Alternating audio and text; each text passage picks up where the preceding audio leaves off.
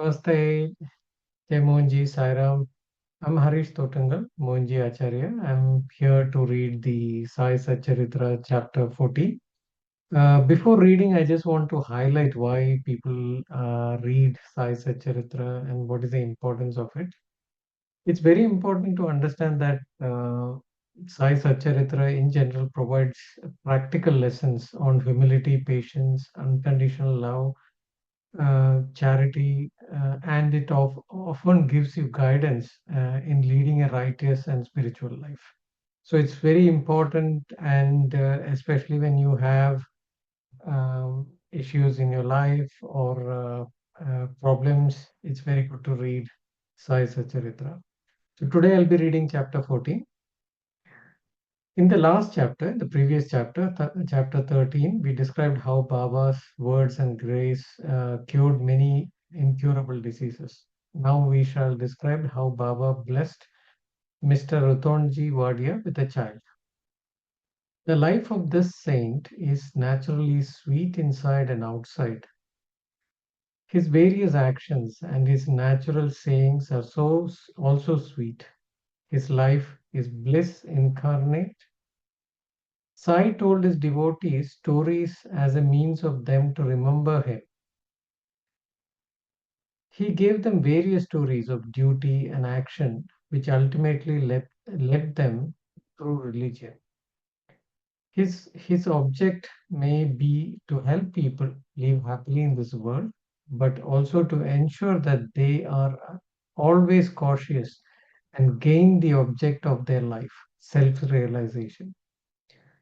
We get a human body as a result of merits in our past birth, and it is worthwhile. With it said, to attain devotion and liberation in this life, so we should never be lazy, but should always be on the alert to gain our end and aim of life. If you hear daily the Leelas, stories of Sai, you will always see him, you will remember him all day and all night. When you assimilate Sai in this way, your mind will lose its flickerness, and if you go on in this manner, your mind will finally be merged in pure consciousness.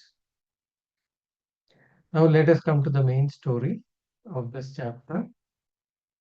In Nanded, the Nizam state, there lived a milk contractor and trader named Rutonji Shapuji Wadia. He was amazed a large amount of money and had acquired fields and lands. He had cattle, horses, and conveyances and was very prosperous. To all outward appearances, he looked very happy and content, but inward, he was not so. Providential dispensation in such that no one in the world is completely happy and rich. And Rutonji was no exception to this. He was liberal and charitable, gave food and clothing to the poor, helped everyone in various ways. People took him to be a good and happy man, but Rutonji was miserable as he had no children. Just as Kirtan, singing glories of Lord, without devotion, music without rhythmical ac- accompaniments, proficiency in art without common sense, and pilgrimage without repentance are incomplete. So, in the house of a man without a child, Rutonji always brooded over his issues and thoughts. Will God ever grant me a son? He thus looked morose and did not relish his food. Day and night he was enveloped uh, with anxiety about whether he would ever be blessed with a son. He had great regards for Dasguna Maharaj. He saw him and told him about all his issues. Dasganu advised him to go to Shirdi, receive Baba's darshan, fall at his feet and seek his blessing. Rutonji liked the idea and decided to go to Shirdi After a few days, he went to Shirdi, received Baba darshan, and fell at his feet. Then, opening a basket, he took out a beautiful garland of flowers and placed it around Baba's neck and offered him a basket of fruits. With great respect, he then sat near Baba and prayed to him, saying, "Many persons who find themselves in difficult situations come to you and you relieve them immediately. Hearing this, I was anxiously sought your feet. Please do not disappoint me." Sai Baba then looked at him for dakshina of 5 rupees, which Rutonji intended to give, but added that he had already received 3 rupees and 14 paise from him and that Rutonji should only pay the balance. Hearing this, Rutonji was rather puzzled. This was the first time he had been to Shirdi. So, how had Baba previously received 3 rupees and 14 paise from him? He could not solve the riddle. But he sat at Baba's feet and gave Baba the balance of the dakshina asked for. He explained to Baba why he had come to seek his help and prayed that Baba bless him with a son. Baba was moved, told him not to be worried and that his bad days have ended. He then gave him Udi, placed his hand on his head and blessed him, saying that Allah, God, would satisfy his heart's desire. Then, after taking Baba's leave, Rutonji returned to Nandar and told Dasganu everything that took place at Shirdi. He said that everything went well there and that he had received Baba's darshan and blessing. But there was one thing which he could not understand. Baba said that he had received 3 rupees and 14 paise from him before. He said to Dasganu, "This was my first trip to Shirdi. Then how could I have given him that sum of money?" Dasganu was also puzzled and he pondered over it for a long time. Sometime afterward, it struck Dasganu that Rutonji had received a few days prior to the Shirdi trip a Muslim saint named uh, Musoli Sahib had spent some money for his reception. Musoli Sahib was a saint well known to the people of Nanded. Before Rutonji decided to go to Shirdi, Musoli Sahib happened to visit Rutonji. Rutonji went, knew him and loved him, so he gave a small party to his honor. Dasguna told from uh, Dasguna got from Rutonji the memo of expense of his reception, and everybody was wonderstruck to see that the expenses mounted to exactly 3 rupees and 14 paise. Nothing more, nothing less. They all came to know that Baba was omniscient and and that thought he lived in Shirdi, he knew what happened everywhere. In fact, he knew the past, present, and future and could identify himself, heart and soul, with everybody. Rutonji was satisfied with the explanation and his faith in Baba was confirmed and increased in due course. He was blessed with a son and his joy knew no bounds. It is said that he had 12 children in total, out of which only 4 survived. Now we shall close this chapter with a few remarks about Dakshina. It is well known that Baba always asked for Dakshina for people who went to see him. Somebody may ask a question: if Baba was a fakir and perfectly detached from worldly possessions, why should he ask for Dakshina and care for money? We should consider this question broadly. I think it's a very important question. Let's see how it's explained. For a long time, Baba did not accept anything. He stored burned matchsticks, and filled his pocket with them. He never asked for anything from anybody, whether they were devotees or otherwise. If anybody offered him a paisa or two, he purchased oil or tobacco. he was fond of tobacco, or he always smoked a BD or chillum. Then people thought they could not see saint empty-handed, and they therefore offered a few coins before Baba. If a paise was placed before him, he used to pocket it, and if it was two paise coin, it was returned immediately. Then, after Baba's fame had spread far and wide, people began to flock in numbers, and Baba began to ask for dakshina from them. It is said in the Shruti Veda that the worship of God is not complete unless a gold coin was offered. If a coin was necessary when worshipping God, why should it not be so when worshipping a saint? Ultimately, the Shastras said that when one goes to see God, a king, a saint, or a guru, he should not go empty handed. He should offer something in this connection. We may notice the precepts recommended by the Upanishad, the Brihad Upanishad says that the Lord Prajapati advised the gods, men, and demons with one letter Da. The gods understood by this letter that they should practice Dhamma, self control, while people understood that they should practice Dana, charity, and the demons understood that they should practice Daya, compassion. The teacher in Tityarya Upanishad exhorts his people to practice charity and other virtues.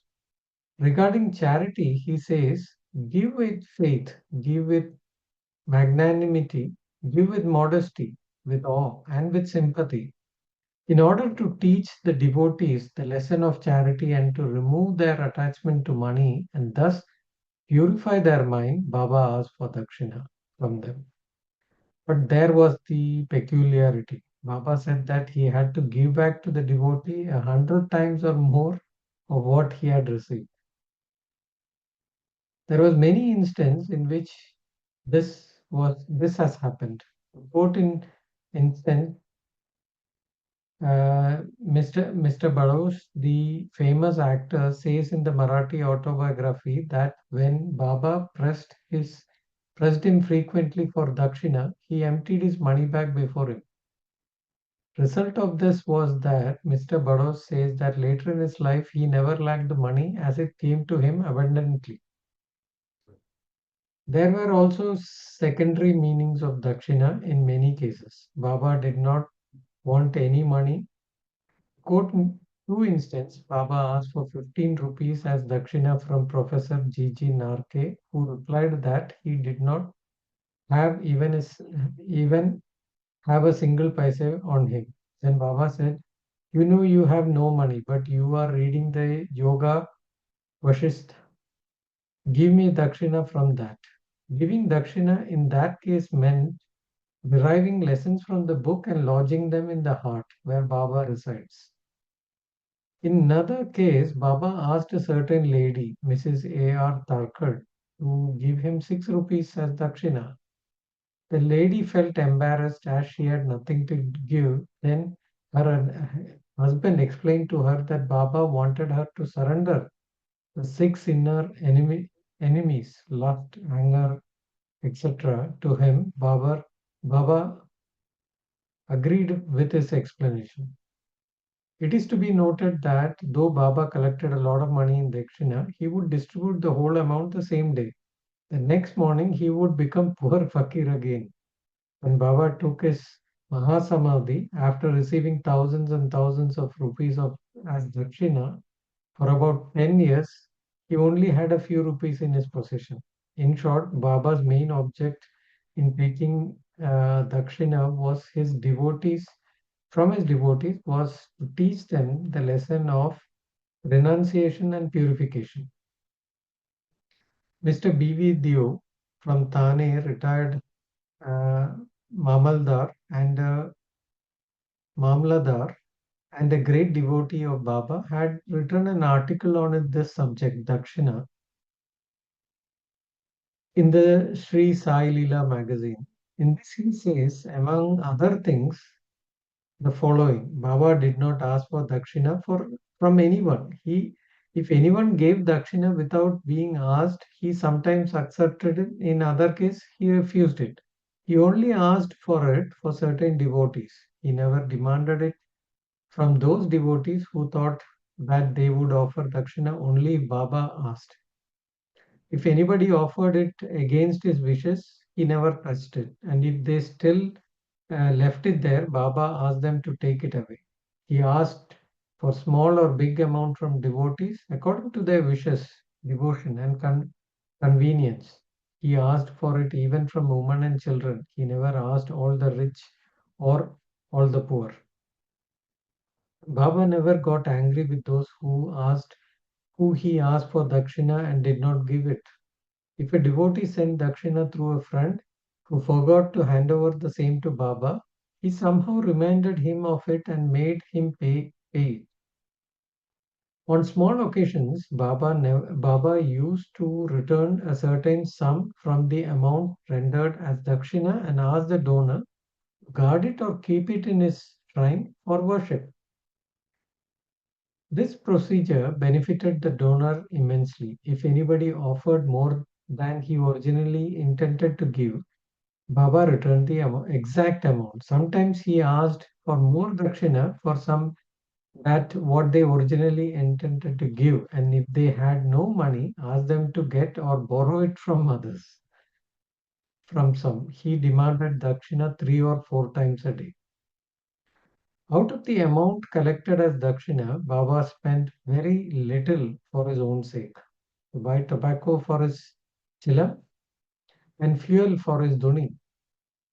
The rest he distributed as charity in various proportions to various persons. All the Praharan, Praharanalaya of the Shirdi Sanstana was bought by various rich devotees. At the instance and suggestions of Radha Krishna Mai, Baba always used to get angry and scold those who bought him expensive articles. He said to Mr. Nana Sahib that his property consisted of one uh, kopin, which is codpiece, one stray piece of cloth, which is kafni, robe, and a tin pot. And that people troubled him by bringing all these unnecessary, useless, and costly articles. Lust and wealth are two main obstacles in the way of our Paramatma, spiritual life. And Baba provided in Shirdi two institutions, Dakshina and Radha Krishna Mai.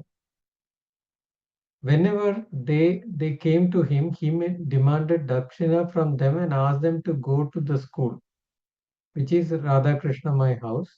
If they stood these two tests well, and if they showed that they were free from attachment for woman and wealth, their progress in spirituality was rapid and assured by Baba's grace and blessings. Mr. Dio has also quoted passages from the Gita and Upanishads and shown that charity given in a holy place and to a holy personage benefits the donor's welfare to a great degree. What is more holy than Shirdi and its presiding deity, Sai Baba? Wonderful story and wonderful explanation of the meaning of Dakshina, why people give, and why Baba had taken it as well. Wonderful explanations. Thank you very much for listening. Do come in tomorrow to listen to the next chapter. Thank you very much.